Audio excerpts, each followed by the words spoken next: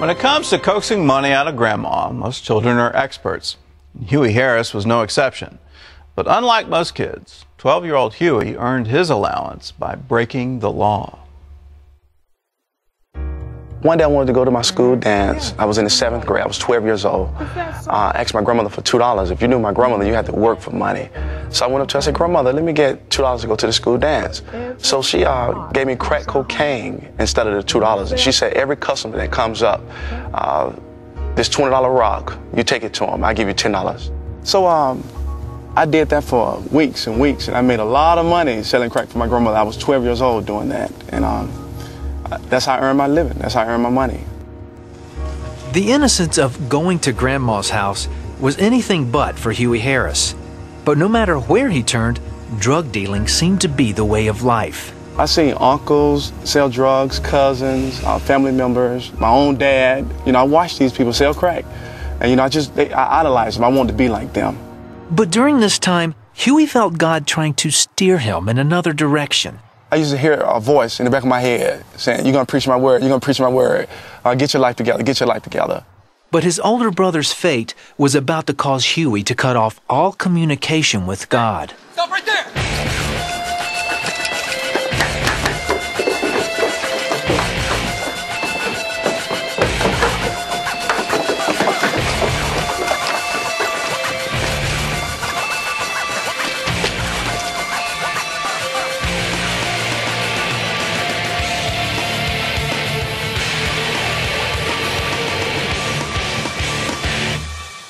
The bags of crack Huey's brother swallowed ruptured.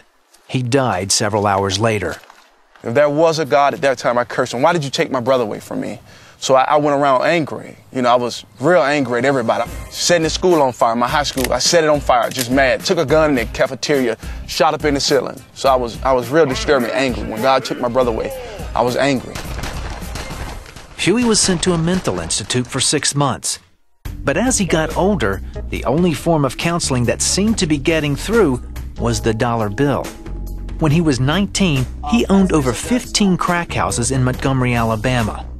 I calculated like I blowed $500,000 in 1 year, you know, just shopping and partying. You know, I spent like $5,000 a night in clubs, you know, but I had no peace. People knock on my crack door at 3 o'clock in the morning for crack. I have a 9mm gun in their face. But it was just a matter of time before Huey was staring down a gun's barrel. Don't move! Huey only spent a total of 10 months in jail. He soon made plans to expand his crack business.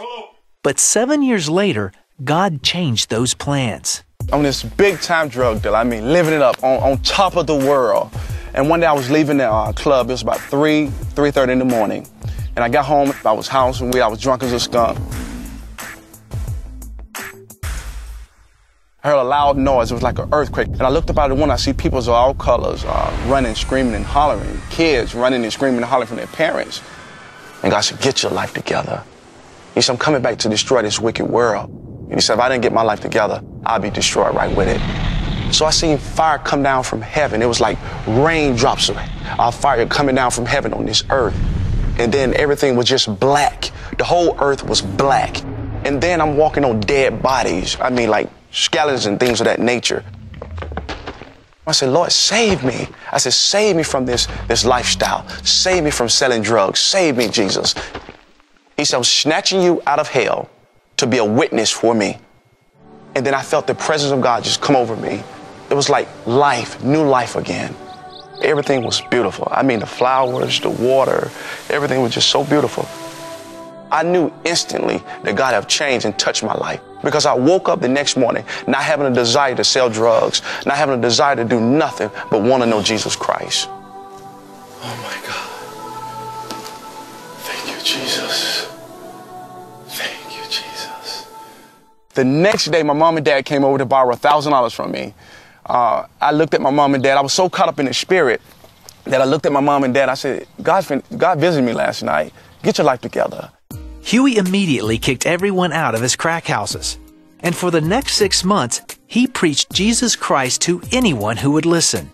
I was preaching everywhere. I mean, just everywhere, you know, at clubs, the same club where I had a $10,000 tab. I went back to that club, you know, preaching Jesus. People looking at me like I was crazy though, you know, but I was telling them, y'all know me. I used to be in this club. I used to drink more yet, Dom Perignon, Cristal. I said, give your life to Jesus. You know, and people was going up in the club. I said, you're going to hell. You know, I was known as the hell preacher. You're going to hell. His new reputation as the hell preacher quickly spread to the streets. But as a period of time, people started giving their life to the Lord. Drug dealers. I mean, some of these same people that ran from me, they'll call me up. Pastor Harris, pray for me. Come out to my house, knocking on the door. Pastor Harris, pray for me. In the first month, 300 people were baptized. But his mom and dad still weren't sure what to believe. They started watching me and watching what I was doing, and they was like, is he for real? Then 5 months later, his mom and dad showed up at a tent revival that Huey was leading. My mom came to the tent drunk. I mean, my mom was drunk off some liquor, some vodka or something. So she came to the tent. I left from up under the tent, grabbed my mom from up under the tent, and she gave her life to the Lord. His dad was right behind her.